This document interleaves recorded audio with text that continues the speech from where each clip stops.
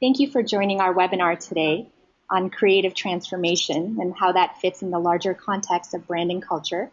My name is Nisha Singh, and I am the producer of today's event. I'm excited to introduce Tony Wessling, the co-founder and managing principal of Chromium Brand+Culture Consultancy, a strategic branding firm based in San Francisco with an office in Washington, D.C. Tony works with an organization's leadership to craft strategic branding initiatives to develop vibrant cultures and support durable brand. All of that's to say he's pretty knowledgeable in many facets of branding culture. So what we're going to be exploring today is creativity. And you hear a lot of talk about how important creativity is in the workplace these days, but you don't hear a whole lot about how to be creative. Do you just flip a switch and you're creative? What about people who say that they simply are not creative? You hear this a lot, especially in very left-brain occupations. People say, "I'm sorry, I just am not creative." And yet, employers are saying that creativity is the single most important thing they're looking for when they hire. So, to help us answer these questions, I have with me Matt Jervis from Make It Creativity, which is a creativity consulting firm that works from the classroom to the boardroom to improve the creative effectiveness of individuals and organizations. He helps them build and ignite inspiration, improve communication, and be motivated to become more effective and creative in their daily lives. Matt is a frequent presenter at the Maker Faire and the Children's Creativity Museum. He teaches at the Academy of Art University here in San Francisco and has also been a guest lecturer at Mills College and the California College of the Arts, among other appearances. He's also the author of the book, How to Entertain, Distract, and Unplug Your Kids, a very important thing these days. So welcome, Matt. Thanks. Thanks for having me. This is great. So tell me, where do we stand as a society in terms of creativity in our work and lives? Well, that's a huge question, but I can begin by saying that we have, as a society, we have created a lot of very smart individuals. We have seen IQs rise, and in the same manner, we've been seeing CQ, or creative quotients, decrease fairly consistently. And I think that in itself answers your question. We are, again, creating some very intelligent people, but we're not creating people who can think holistically around problems. We're not creating problem seekers. We're not creating curious people, and we're not creating divergent thinkers. So that's where we stand. So there we have a lot of work ahead of us. I mean, we're talking from a very privileged position, being here geographically speaking, in and around Silicon Valley. But it's important that the rest of the world isn't here. So there's a lot of work to be done. So you mentioned, our privileged position geographically here in Silicon Valley. What do you think is it about places like the Bay Area or Boston? You get it certainly in Los Angeles, New York. What makes a creative place, do you suppose? That's a really good question, and I think, and it's another huge question. I think that traditionally coasts have always been the windows to the rest of the world, and we're able to, we're more privy to different cultures, and we're able to assimilate different cultures into our own cultures more so than the middle of countries, obviously. Mm-hmm. But I think that we have, even I would say even more so than the East Coast, we've been able to achieve a certain level of innovative permission, I guess, as part of, traditionally speaking, as part of startup culture. Mm-hmm. But that being said, innovation doesn't happen by osmosis. I mean, I think that there is a certain amount of people who feel that because we are where we are, that innovation is just sort of baked into people's culture and they're bringing in innovative thought, but that doesn't necessarily, that's not necessarily the case. Mm-hmm. So you've made a distinction before about the difference between creativity and innovation, and Right. and I wonder if you can tell me, if you tell everyone a little bit more about how you view the difference between creativity and innovation. Right. Innovation is a byproduct of a healthy creative skill set. Creativity is a sort of the basket holding things like problem solving, collaboration, divergency, and then with a healthy grocery basket of creative skills, innovation can, or dinner, can happen. I think that in a lot of cases, people just drop in the term innovation, expect that to sort of be sort of a self-fulfilling prophecy, but there's a lot of steps that work up to that. Mm-hmm. I think you mentioned that, that innovation actually, as a product of creativity, has sort of an Oedipal an Oedipal sort of story to it, in that creativity reaches a certain point, and then innovation actually kills creativity.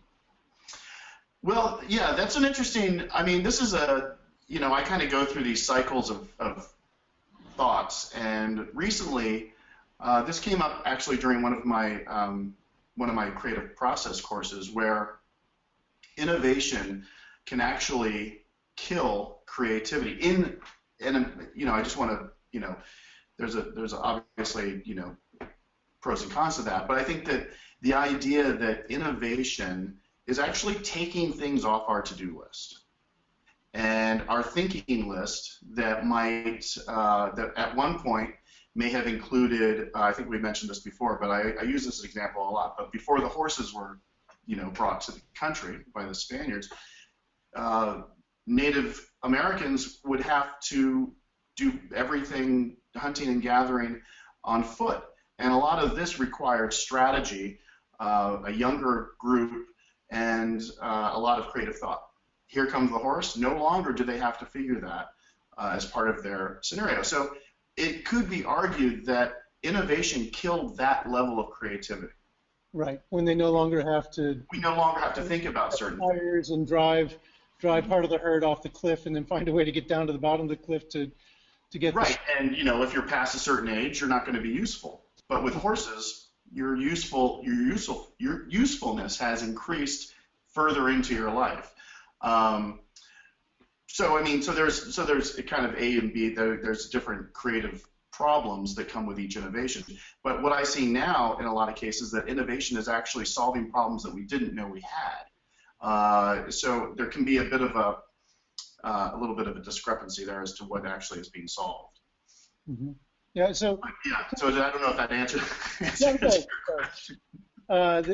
When we think about creativity at work and creativity in schools, what have you found? What works? Do the same things that work in schools work at work? Are kids more creative than adults? Do you have to approach creativity a different way? Suppose you mentioned something about permission. Children seem to almost take the permission to be creative, whereas adults have to ask for permission to be creative. Tell us a little bit about the difference between creativity in children and creativity in working adults and in working situations. Yeah, and this is a really exciting thing. I work with middle school kids, and I have since 2010, and they have probably been the best teachers. I think a lot of people would say that. If you're open to it, kids, and you're observant enough, kids can really teach you a lot of things. And They are more creative, but their creativity is something that is worthwhile capturing as adults, in the sense that they're not editing themselves. They're willing to try. They're willing to throw things against the wall and see if it works. As we get older, we're more experienced, and we know ahead of the game what won't work and what will work in most cases. So we've stopped thinking about possibilities in most cases. So, you know, there's a creative myth where an expert is somebody that you want to go to, but in a lot of cases, the expert is the last person you want to go to. If you bring an innovative idea, or what you consider to be an innovative idea, to an expert, that expert is an expert because of his or her experience. They might say, you know what, I've tried that before and it doesn't work. And you're kind of beaten down. You're like, oh, okay, well, I'm back to the drawing board. But what should happen is you should try it anyway. And kids do that. They don't care. They're not experienced. But they have plenty of ideas on how to get to the moon, say. They've never been to NASA. They don't know aeronautics, but they've got plenty of great ideas. Now, for an observant, mindful adult, there are insights there, and innovative ideas that can be derived through some of their crazy ideas. So but the big thing is, and why permission has been given to kids, is because they're kids. So we treat them as kids, and part of that is we give them the permission to be playful. What that means in the corporate scenario or in a professional world is that permission has to be given for that same kind of play to be worked out. And that's one of the things with my programs that I've done with professional groups, is I've tried to begin with giving the permission to play. Once that's given, that playfulness, that imagination is ignited, then you can start curating the skills that you want to work on. Divergent thinking, team building, collaboration. But before that, you have to sort of layer in, infuse the atmosphere with permission and playfulness. And so, I mean, so I guess what I'm saying is that it's transferable. A lot of the stuff that worked with kids, I've taken completely without changing at all and brought it to the professional atmosphere without changing anything, and it's incredibly effective and very insightful. And so, I mean, of course, you and I work in what would be called the creative services industry, which I've always found to be difficult, because suddenly it's just like, okay, put on your suit and get creative. Get out the crayons and scissors and show us what you can do. But we do actually, as part of our company values here at Chromium, one of the first things we say is foment innovative thinking. Now, perhaps from what you're saying, we should change that to foment creative thinking, because innovative thinking, again, I'm still stuck on this point of, innovation and creativity. They're different things, and which one do you want to actually have happen? Do you want more creativity? Do you want a lot of creativity and then resulting in a very finite, a very identifiable piece of innovation? How do you look at that? What do you need more of? Do you need more creativity? Do you need more innovation, or do you need one to get to the other? Well, they're not mutually exclusive. I think that one of the things that the biggest hurdles to overcome in my work is to educate people what we're really talking about when we're talking about creativity. Creativity is an instinctual human response to our surroundings. Our human experience is rooted in being creative. The idea of how we go through our lives is a continual series of creative opportunities. We have a challenge every second of our lives, and whether we know it or not, we're going through, in milliseconds, we're going through what could be termed as a design thinking process. So what we need to do is apply creativity. We have it already. Everyone's creative.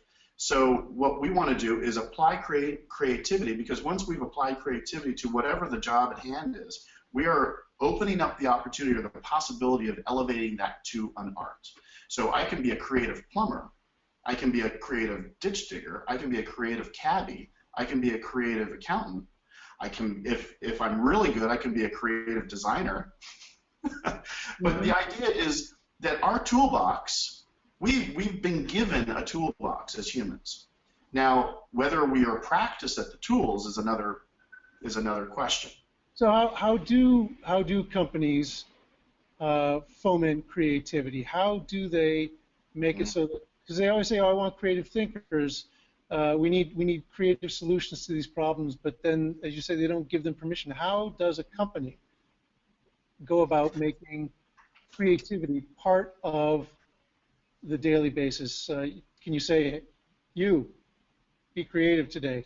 How do you make this happen? How do you make it happen in the workplace? Well, as any design thinker will tell you, is to completely understand what your challenge is, what your problem is, and that what you've just outlined is a challenge that needs a creative process. But the idea of I want creative people is not really understanding what exactly the ask is. The idea is, what should be said is, I want collaborative people, or I want divergent thinkers. Again, remember, creativity is the box. Inside the box are all the tools. We've got this tool for divergent thinking. We've got this tool for team building. We've got this tool for humor. We've got this tool for negotiation. We've got this tool for empathy. So these are all in the box of creativity. So when somebody says, be creative, sure, that means open up the box. Now, the creative thinker knows what tool to use. So the idea that somebody wants creative people, or they want to infuse their workplace culture with the permission to use those tools, one needs to understand what exactly they want to strengthen, or what tool they want to use. So I think in a lot of cases, in my experience working with people, in most cases, when people are thinking about creativity, they're thinking about working well with each other, or building effective teams and collaboration. That's great, but that's just the hammer. So if you want to use that, if you want to get into that, that's great. But I think that the real needs go deeper. Mm-hmm. And I think shifting convergent solution seekers to divergent problem seekers is what we need to do. And I don't think a lot of people have the insight, or they're not tapped into the culture. They're not woven into the culture to understand those insights, which is the big problem. So you can do an amazing creative workshop where people are working together, they're collaborating, they're understanding storytelling, they're things that I've woven in, and then I'll walk away, and then they'll realize, wait, that's not exactly what I guess I was asking for. So that's a fail, which isn't the case. They just didn't know what to ask for. So, that's kind of where we need to really, provide that kind of insight to the people making those decisions. Right. So you mentioned, these workshops that you do. We're going to be doing one here at Chromium in a week or two. Pretty interesting the way that you get people to let go, and how you sort of force them to be creative. And it is a lot about storytelling. It's about visualization and about the realization. Yeah. Creative thinking. For a lot of people is, as soon as there's trouble, then suddenly the creative juices get turned on. And that's essentially what you do. You set up a scenario where there's going to be trouble if they don't think creatively. Tell us a little bit about that. Yeah. So in the School of Creative Theory, Jung had an amazing insight, and one that I think that is partly true, as many of the theories are. There's an aspect of it that is true, but he outlined the idea that when we are in a dire situation, that's when our creativity shifts. And I like that. Is that why I always seem to wait until you're in a constant state? There has to be an emergency, a looming deadline, yeah, or else I don't get it done.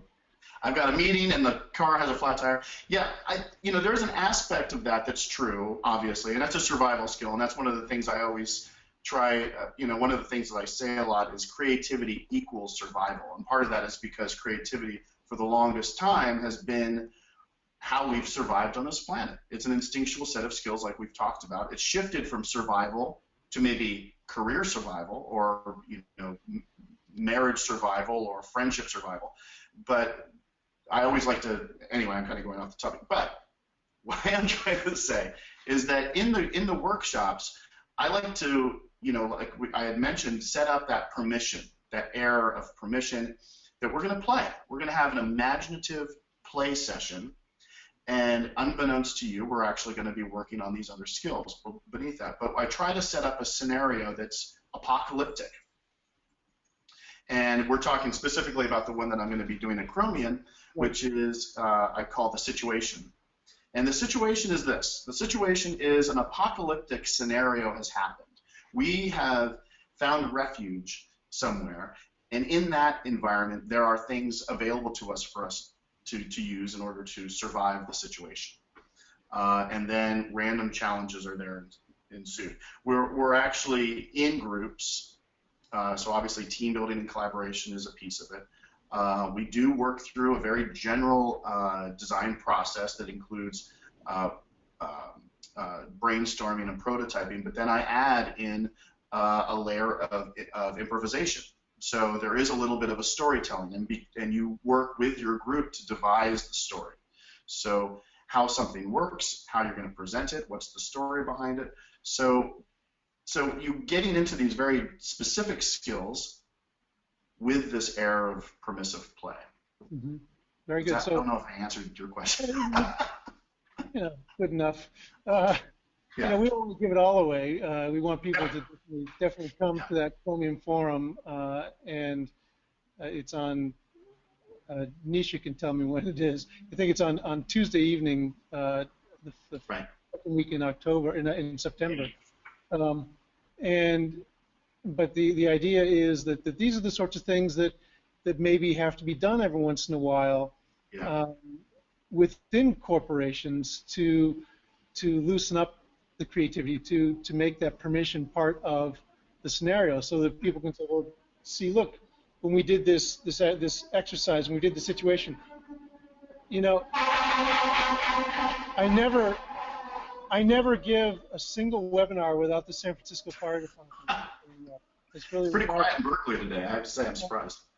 But this idea that you have to every once in a while create these situations where things are a little bit out of control, which is anathema to most corporate scenarios. They're very buttoned down. Mm-hmm, mm-hmm. And again, you're basically shifting people out of their territory or their box, so to speak. And part of that is the play piece. You can do that much more easily if you've set up a situation where you've given permission again. And I guess it goes to, I would probably should say that for me, innovation is the third of the step. I mean, permission first.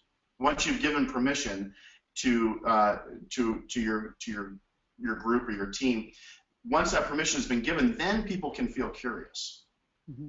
And once people feel curious, they're willing to take risks. All that therein lies in curiosity, and that's when innovation can happen. So by taking them out of their normal scenario and giving them the permission to play, you'll see things happen that would never happen in other situations. Now, the important piece to that is to being able to apply what happens to the workplace.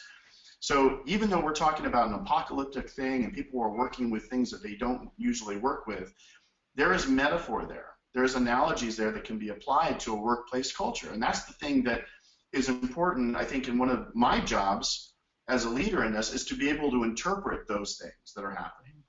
So speaking of giving permission, I want to give permission to all of you out there listening. We've got quite an audience today, and if there are any questions, please write them down, and Nisha will open up with, we'll introduce some of them to our guest, Matt. So Nisha, do we have a couple of questions from the audience?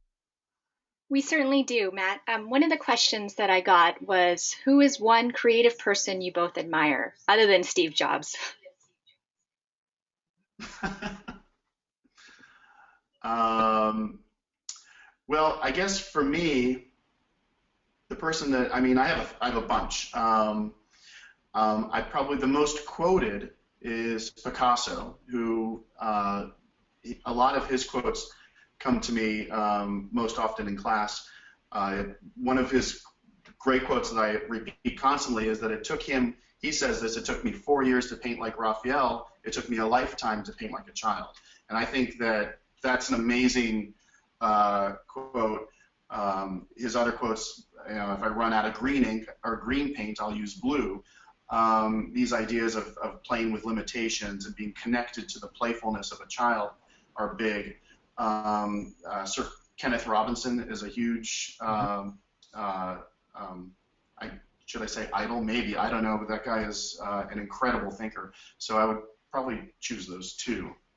Yeah, I have any number.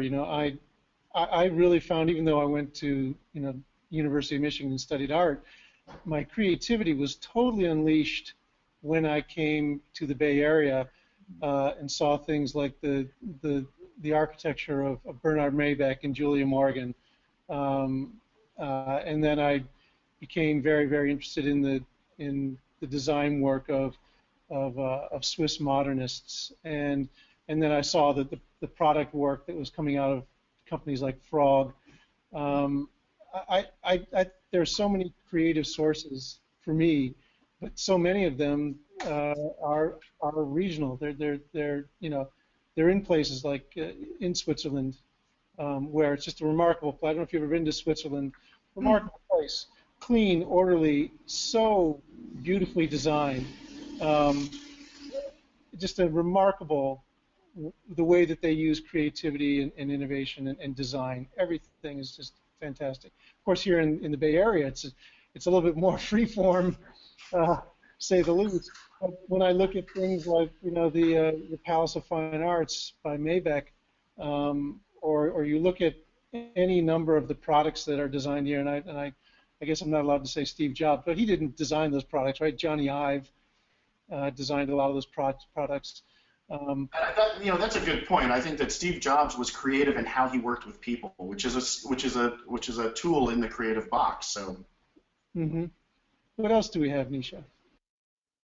So also going back on that point too, if you guys could extend your learning on people in business that have been creatively admired. Of course, like creative inspiration comes from visual and performing artists, but people in business that you guys admire for maybe their creative use in the workforce. Matt, you talk about creative survival skills and how that relates to workforce culture. So maybe there are a few admirable people in business that you guys can speak on. Well, I'm a big fan of Tim Brown over at IDEO. I think that IDEO has led to a large degree how we can infuse products with holistic thinking, and I think to a large degree what they've done has been adopted to a large degree to what we use in common vernacular in business. So I would say that he'd be probably one of the top people for me, for sure. Yeah, I look also to design leaders who work within business. Yves Bayard, tremendous. I don't know if those of you who know him, he's a Bay Area designer. One of the things that I've seen that he did very, very well was the Puma. It's the little red bag. The funny that he made it so the Puma's packaging was either recyclable or reusable. There was very little waste in it. Just a really impressive thinking there. When I think of corporations, and I think of big ones, I think of people like Howard Schultz, who instead of heading towards what we would consider a classic advertising or creative solution last time he felt that the brand wasn't quite hitting the mark, he closed all the stores and had conversations with people at the associate level and said, what can we do to change this, right? How can we make it so that our culture is pushing this brand, so that our culture is driving the brand instead of having this brand that's sort of out there that that people think of as the brand of the Starbucks brand. How do we make so that the culture, what's here, is pushing the brand instead of the brand that's out there, driving us? And so I think that he did a really good job of that, and you wouldn't think that there are a lot of other thinkers. I remember reading about Mark Pittsey, who's the president of Nationwide Insurance, did essentially the same thing. He felt like he wasn't getting a real read on what was going on the ground because the middle managers, want to filter everything out that could make them look bad. So he went again straight to the associates. I think that idea of collaboration is really a creative way to go about business. Yeah, and that's a great way of saying it. I mean, being able to tap in to your workforce and give them the permission to talk and to give feedback is a real great use of that collaborative tool. Yeah, love exactly. That. But isn't it interesting, though, that a lot of our, the people that we're talking about are topping our list because they've tapped into their people.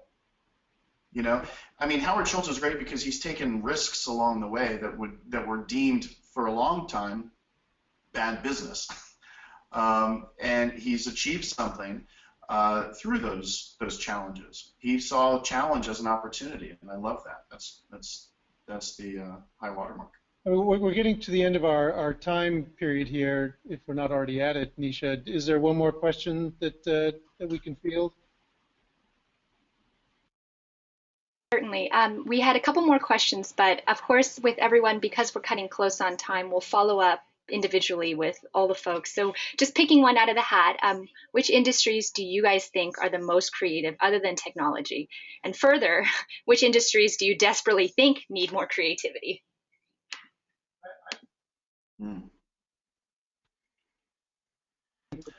Yeah, I think that food and beverage is really exciting out here right now.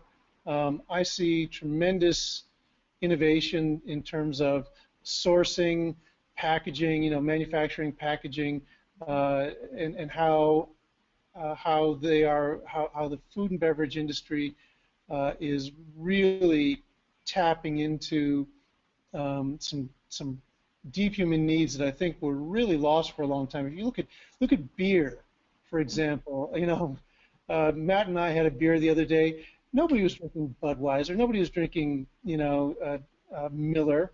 Actually, somebody was. Maybe one person was, but everybody had all these different beers, all these incredible creative beers that have all sort of popped up out of nowhere. And now brewing, which used to be 95%, the big brewers, it's now something like 18 to 20% craft brewers. Yeah. And they are getting noticed. Their brands are very exciting and interesting. Their stories are interesting. Their ingredients, the way that they brew their beers with different things. I even once drank a beer. I mean, this might be a little bit too much for some people. But I drank a beer made from the yeast that was found in the beard of the brewer. And if I'm willing to do that, take that leap, it must be a good story. But I do think that that brewing, certainly wine marketing has been remarkable lately, and packaged foods. The way that we eat has changed completely in just a few short years. Just remarkable. I would agree with that. I think that besides technology, I think that there's a lot of incredible work being done in education. I think that there's, between the Khan Academy, there's incredible startups happening. A lot of money is being invested in online education. And I would split that into two different industries. I think online education and the startups in that world, there's a lot of amazing things happening. But public schools will still require a lot of creative thought. I just finished a project with the Alameda County Office of Education, and they're open to it, but they're a very hierarchical culture, and so it's a lot of shifting that needs to be done. Other industries in my mind that there's a lot of amazing creativity. Frisbee is now a sport. I don't know. The sports industry. Frisbee is going to be in the Olympics. I think that's amazing. So, well, education. Is Frisbee going to be in the Olympics? Well, it's now a sport, evidently. Oh, okay. Yeah, so it's or not just Frisbee, ultimate Frisbee. I should specify.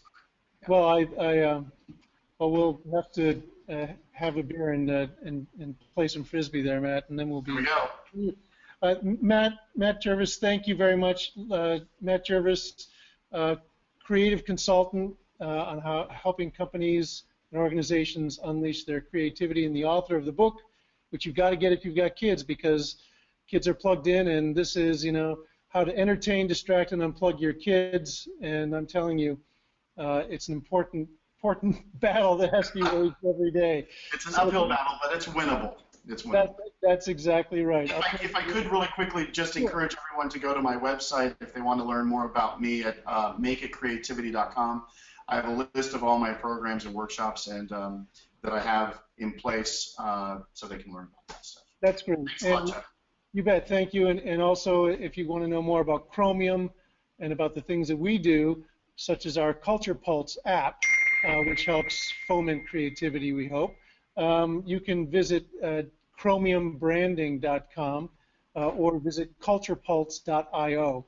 And so thank you, everybody, for listening, and hope to see you again when we do this the next time. Bye now.